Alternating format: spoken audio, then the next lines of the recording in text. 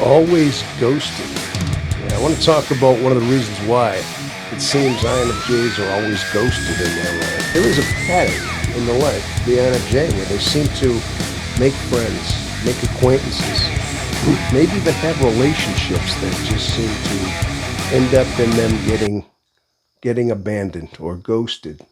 Oh, by the way, this is your man, Tom Omega, the Omega Man. This is the INFJ experience. We're going to talk about that today, people. Why we're always ghosted. Now, number one, typically we're welcomed with enthusiasm. All right. Now, that's the first stage. It doesn't always start off like that. It is something that you are reined in and welcomed in. Something about the INFJ brings a sense of enthusiasm and a sense of awe in a way. Now, listen, INFJs have a certain unique flair about who they are. Their intuition and their empathy, their feeling, and the fact that they are very interesting. Okay, they have a lot of knowledge about things, and they can go down many rabbit holes in conversation and things. And of course, they have a certain warmth about them, a connectability about them. That's basically how they are built. Now, somebody might meet the INFJ, whether it be a friendship, whether it be a colleague, whether it be a romantic relationship, whatever it might be. There's usually that warmth that comes in with the INFJ. Yeah, they've just got that way of naturally connecting. And typically, of course, they want to make friends. They want to have that connection as well. So typically, that is the initial phase in the friendship zone. Okay. Now, number two, the connection that seems to be too good to be true. Now, this is still kind of the welcoming phase. Typically it's just that. It's part of the enthusiasm, feeling like you're just too good to be true. Okay. Now, typically INFJs are very magnetic in their own way, very charismatic. They have that ability to connect very deeply. In fact, in some situations, you might find that the other person, especially in a romantic relationship, mainly in a romantic relationship, you may find as though the INFJ is being fallen in love with very quickly and very deeply at some point. Now, this does happen, especially, like I said, in the romance department, because they seem to be too good to be true. They're the type of friend you can open up to. They're the type of friend you can spill your feelings to. You're the type that you can tell a lot of things to, and you don't see that connection too often. Now, of course, as you know, it's just who they are. It's just the way they are. But things at this point here, though, things start to unravel. Okay, we're going to find out why it is that the unraveling takes over. Why this warm welcome in takes in from the other people, and all of a sudden, INFJ seems to be that they lose it, or the people start figuring things out. Things make them nervous. We're going to talk a little bit about that. Okay, now number three is the unnerving, being seen through. All of a sudden, because of the fact that the INFJ has such an amazing insight of their introverted intuition and their ability to connect with people.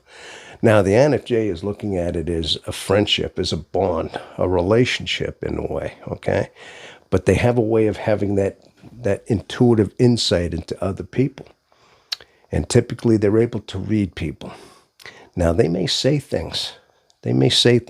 Or they tell people in an innocent way that seems to be that they know something deeper into their soul, something that they thought nobody would ever see. But the INFJ is seeing it. They make these comments. Maybe they're leading on that they know your deep inside. They know your deepest thoughts, the deepest fears in people. This could happen as you get on a deeper level with these INFJ people, okay? They just have that type of insight.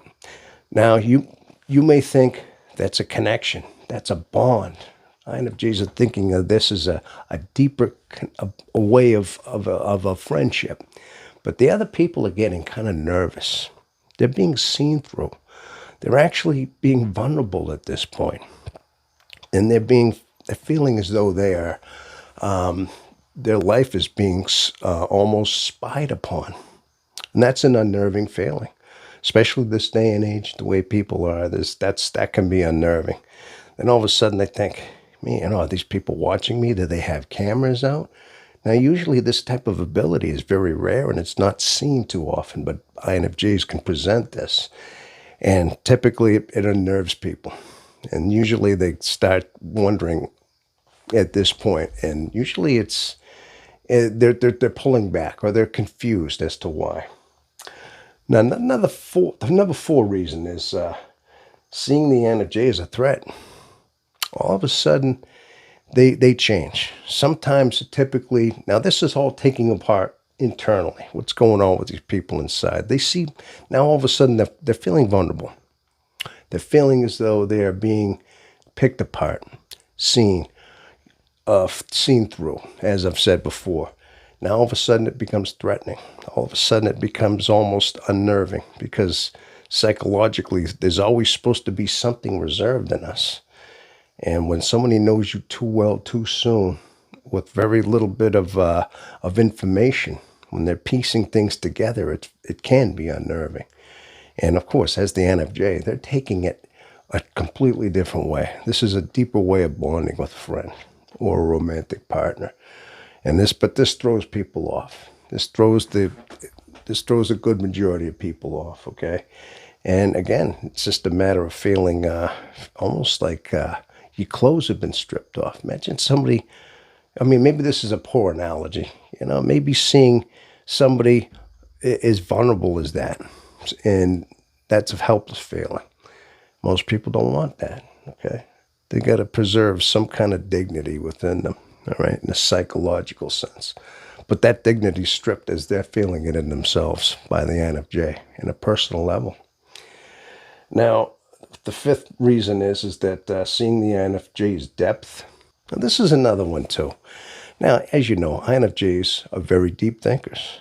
They don't think like conventional people. They have that deep, introverted, intuitive mind and a very rich inner world, okay?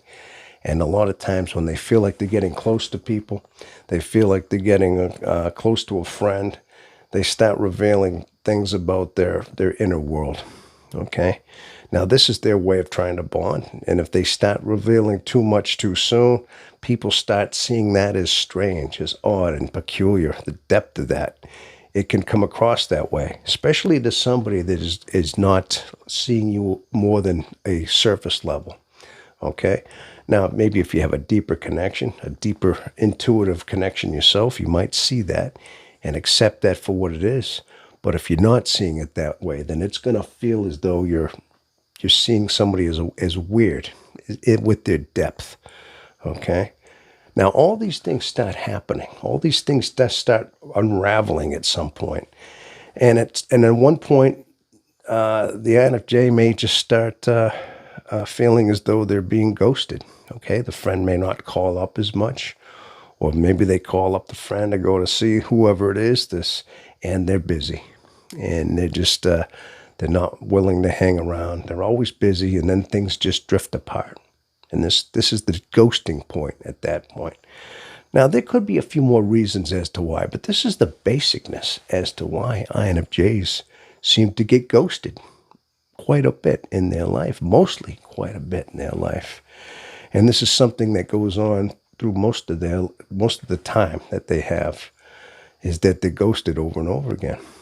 And of course, then this develops them to have trust issues and self-esteem issues because they can't seem to maintain relationships, can't maintain friendships. But also, too, you got to think of it on a personal level with the INFJ, too, is that friendships, being that they are who they are, typically they're givers. They're going to give themselves to their romantic relationships, to their friendships. They're going to go all out of their way to give their heart in a way, which is actually ultimately draining them. So in a sense, too, the INFJ may start looking as though they're getting more depleted, a little more weaker in themselves, a little more exhausted, tired as well. And so sometimes the INFJ is starting to have that depletion within them as well. And so at some point, they see the change in the INFJ. They're becoming a shell of themselves in some ways, especially in deep romantic relationships. This happens quite a bit. Now, sometimes the INFJ has to pull away and ghost the other friend because this is going to happen as well. So it's not always being ghosted by other people. At some point, the INFJ feels the need to separate themselves from the friendship as well, in order just to preserve themselves because of the whole draining of their resources, in a sense, because of this relationship, because of these friendships. So that's basically the fundamentals as to why it's happening. A couple of things that can be done for that. And mainly it would be that, it's a matter of finding the right friends. As rare as the INFJ is, they also have a very limited ability to connect with certain friend types. And so I guess it's just a matter of understanding that not everybody's going to get it. Not everybody's going to get you. And not everybody's going to be your type, I guess you could say. So it's up to the INFJ to figure out that they need to find themselves first. They need to be secure in their own hearts first, so they're not so giving, so needy. So they're not so apt to put themselves out there. They have to reserve their heart in a sense. They have to realize that they can't put themselves out there. They have to maintain a certain level of themselves. All right. And again, that comes a lot with understanding themselves, understanding their type, understanding who you are. Okay. And of course, understanding that you need your solitude in order to rebel.